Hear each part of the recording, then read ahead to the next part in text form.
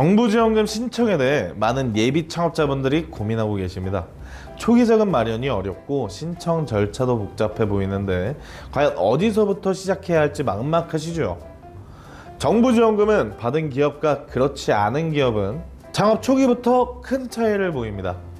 지원금을 받은 기업은 안정적인 사업 기반을 마련할 수 있으며 성장 가능성도 훨씬 높게 나타납니다. 2025년 정부는 창업자들을 위해 창업 지원금, R&D 지원 사업, 스마트 공장 구축 지원까지 다양한 지원 제도를 마련했습니다.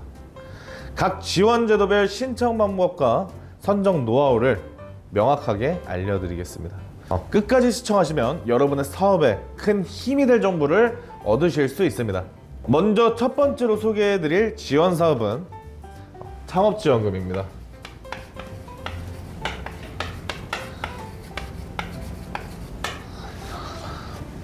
창업 정말 쉽지 않죠.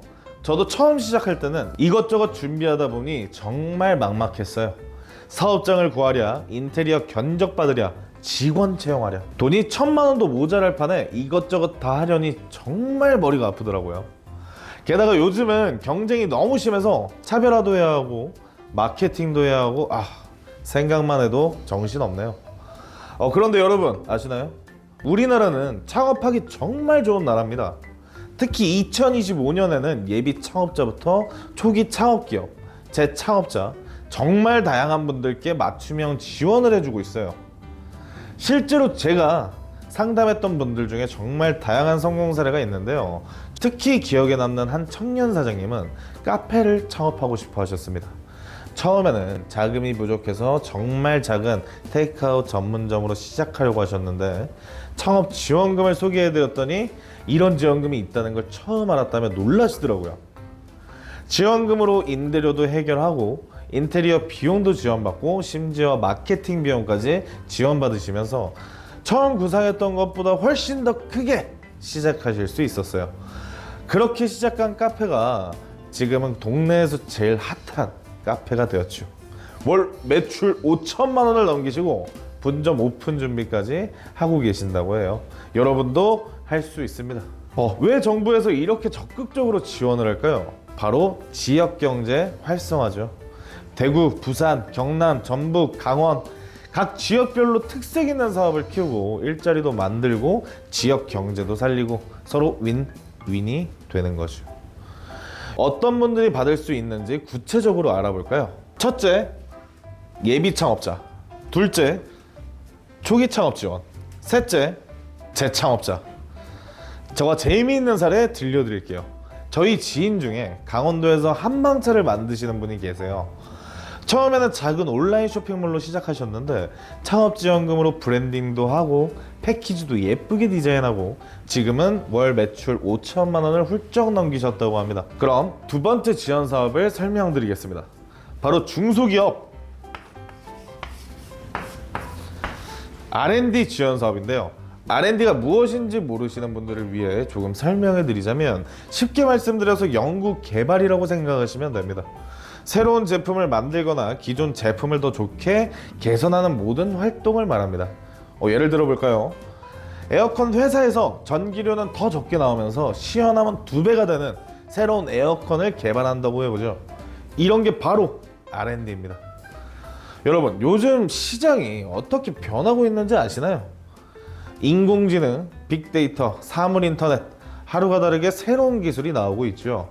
우리 중소기업들 이 변화의 흐름을 놓치면 안 됩니다. 근데 문제가 뭘까요? 바로 연구개발 비용이죠. 신제품 개발하는 데 들어가는 비용, 새로운 기술 도입하는 데 필요한 비용, 전문 인력 채용하는 비용까지 중소기업이 감당하기에는 정말 큰 부담이 되는 게 사실입니다. 그래서 정부에서 2025년에 무려 1조 5,214억이라는 어마어마한 규모의 지원을 준비했습니다. 이게 얼마나 큰 금액인지 짐작되십니까? 작년 대비 35% 증액된 금액입니다. 실제로 통계를 보면 R&D 지원을 받은 기업들의 매출 성장률이 평균 25% 이상 높게 나타난다고 합니다. 특히 제조업 분야에서는 이 차이가 더 크게 나타납니다. 왜 R&D 지원 사업에 신청해야 할까요? 첫째, 기업의 기술력을 높일 수 있습니다. R&D는 비용이 많이 들어가는 만큼 정부 지원을 받으면 부담을 크게 줄일 수 있죠. 특히 중소기업의 경우 혼자서는 감당하기 힘든 연구 개발비를 지원받을 수 있습니다. 둘째, 기업의 가치가 올라갑니다. R&D 지원 사업에 선정되었다는 것은 기술력을 인정받았다는 의미이기도 하죠. 이는 향후 투자 유치나 기업 가치 평가에도 큰 도움이 됩니다. 마지막으로 시장 경쟁력을 갖출 수 있습니다. 세상은 빠르게 변하고 있고 기술은 하루가 다르게 발전하고 있죠. R&D 지원 사업을 통해 이런 변화의 흐름을 선도할 수 있습니다. 결국 이는 기업의 미래 성장으로 이어지게 되는 것이죠. 이어서 세 번째 지원 사업을 소개해 드리겠습니다. 바로